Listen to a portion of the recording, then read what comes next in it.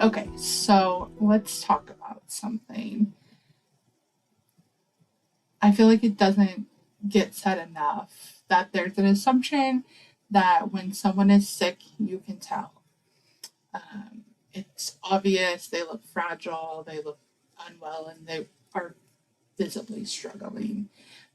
That was not me, um, at least when I was young.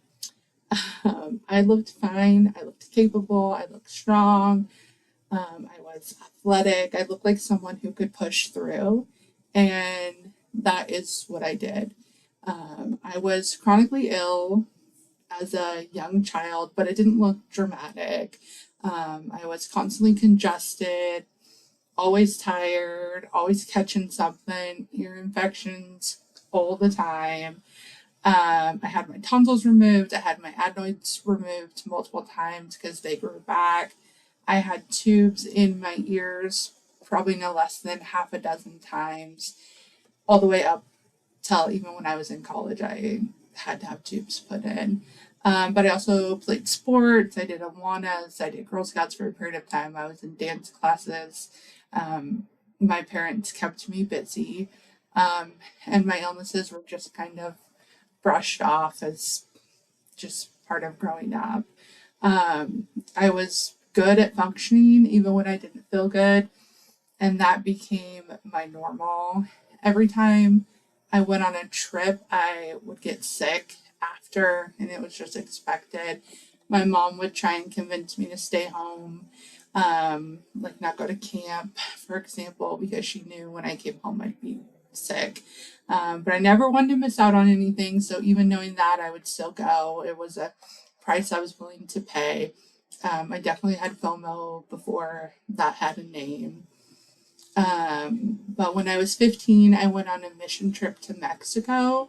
And when I came home is when things really started to fall apart. Um, as often happened after a trip, I came home and was sick. But this time it was really bad. I couldn't move. I was jaundiced. I had fevers, muscle aches. That's why I felt like I couldn't move. I couldn't even roll over in bed. The muscle pain and muscle fatigue was so bad. I missed a month of school during my sophomore year.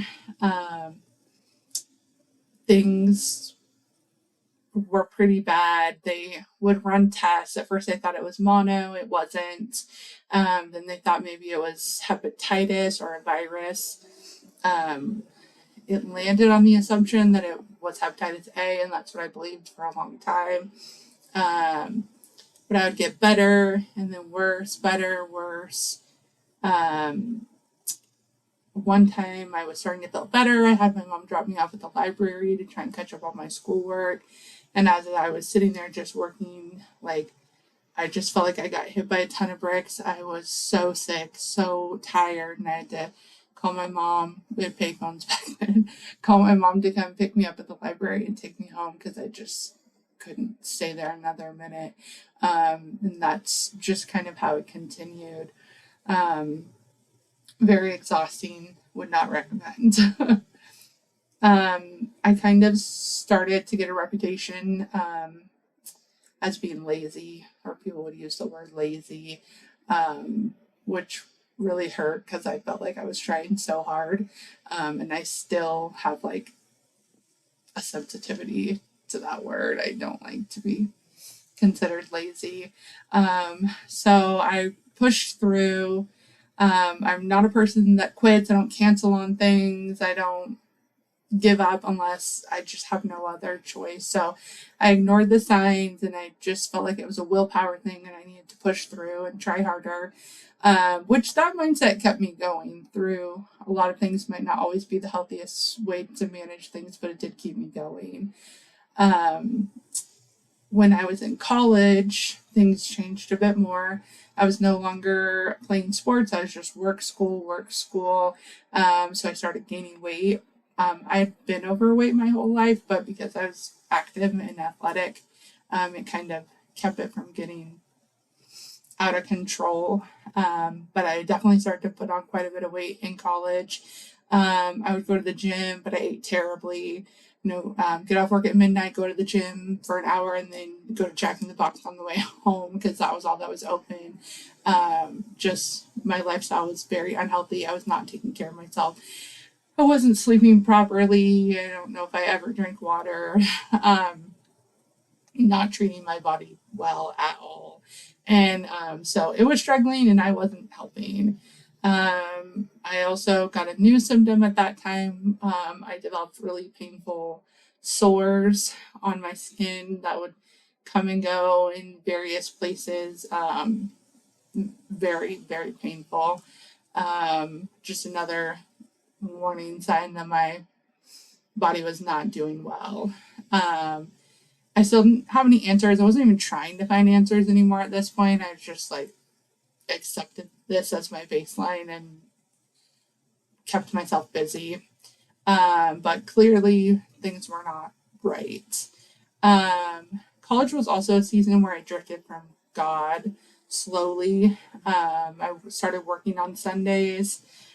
So I wasn't going to church, I wasn't reading my Bible, and I wasn't making choices that aligned with what God would want for me or for anyone.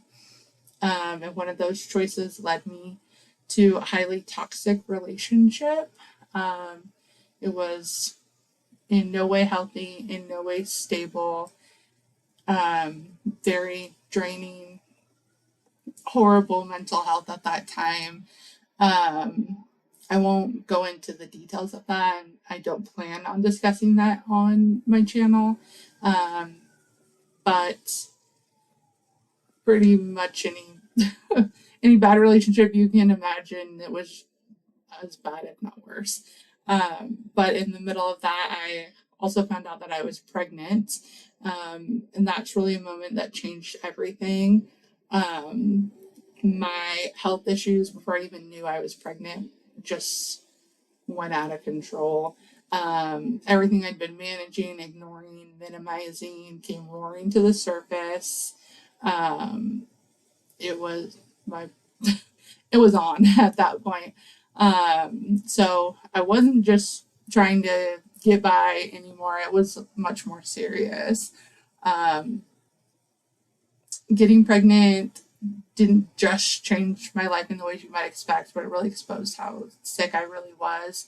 There were moments during the pregnancy that my life was at risk, that my baby's life was at risk.